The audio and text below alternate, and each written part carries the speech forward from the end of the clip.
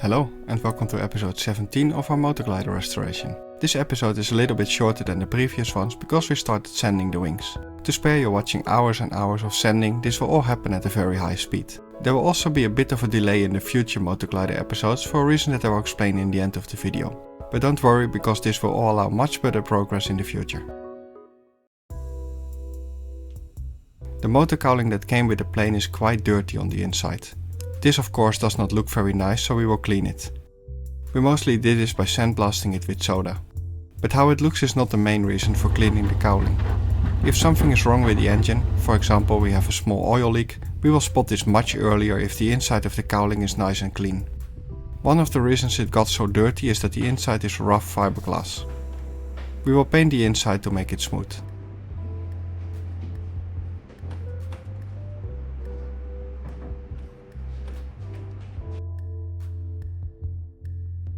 We applied a layer of primer already, later we will put another layer of finishing paint.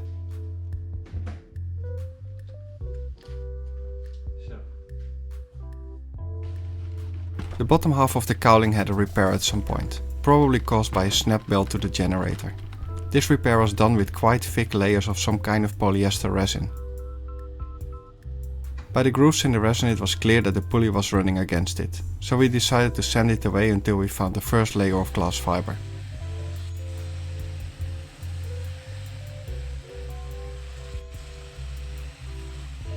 However, it turned out there was no layer of glass fiber. There was just a thick blob of polyester which was smoothed on the outside with some filler. Not a good way to repair something like this. We decided to use the cowling as a mold to make a replacement section. But in order to do this we needed to close the hole that we just made, which we did with a small piece of fiberglass and some epoxy.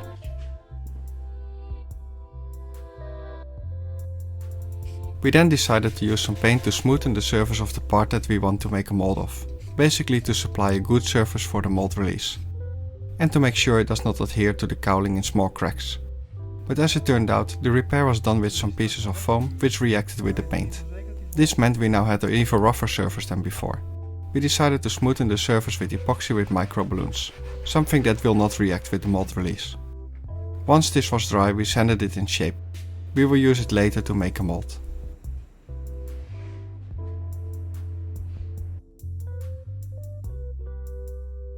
In the meanwhile, mostly while the epoxy was drying, we decided to start working on the wings. On the root rib of each of the wings is a sealing strip that prevents airflow through the gap between the wing root and the fuselage. But due to the age of this strip it became very inflexible and rather ugly. Also, to properly be able to sand the wing and paint it later on, we had to remove it anyway.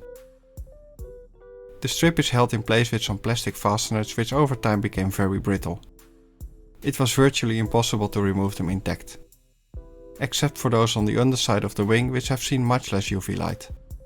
But with some careful prying around with pliers we eventually managed to remove them.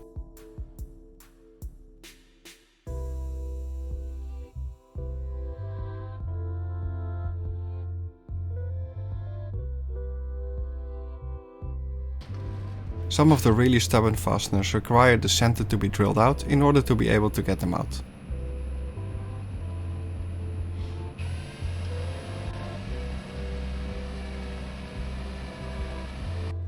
After drilling we used a small tab that we got stuck in the fastener to have some grip to pull it out.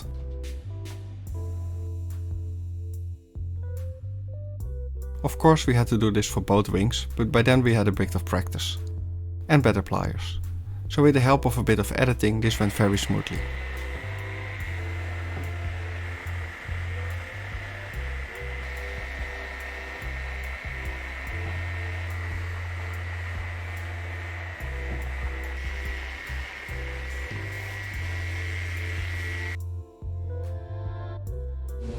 We then arrived to our favorite part, a lot of sanding.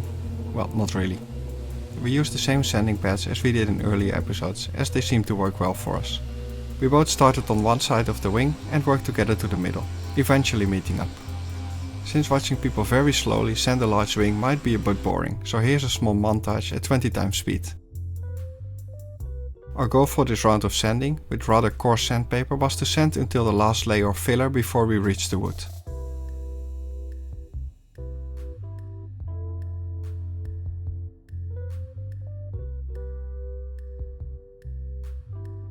With this grit it's much too easy to damage the wood, so we will do the last bit with a much finer grit. But even with this sandpaper it takes a long time to remove all the paint. Mostly because a lot of it is the rubbery type of paint that we also encountered on other parts of the plane.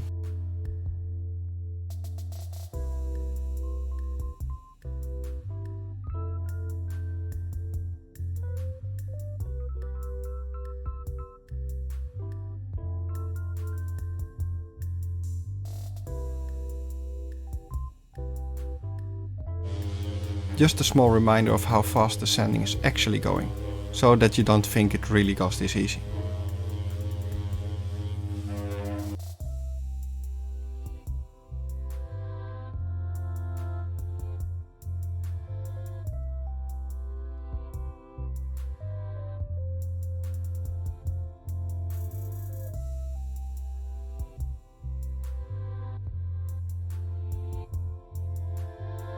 After many hours we had the top surface of the wing sanded down to the layer of filler, which means that we are about halfway.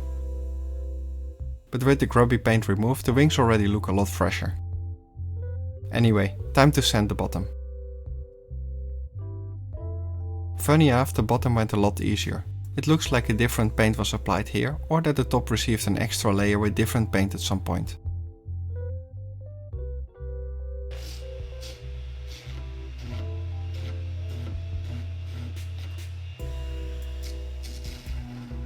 After a bit of cleaning up the inspection hatch and some difficult to reach places near the wing spar, the first round of sanding is done.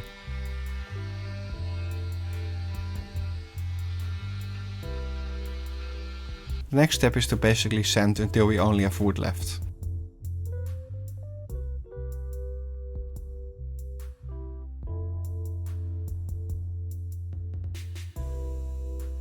So now a little announcement. In the coming time I will be moving house. The great thing of this new place is that it comes with a nice workspace, which we will use to do the plane restoration, among other things. Currently we are driving about 5 hours every day that we want to work on the airplane. But when we are moved, the workspace will be right behind the house. This should make for some good progress. However, before I can actually move into the house, it needs some renovation. This means that the plane restoration will be paused for a little while. But this means I can make some videos about house restoration instead, before we return to the plane again. But don't worry, this will happen. I hope you liked this video. If you did, then please leave a like, and if you don't want to miss anything, then please consider subscribing. See you next time.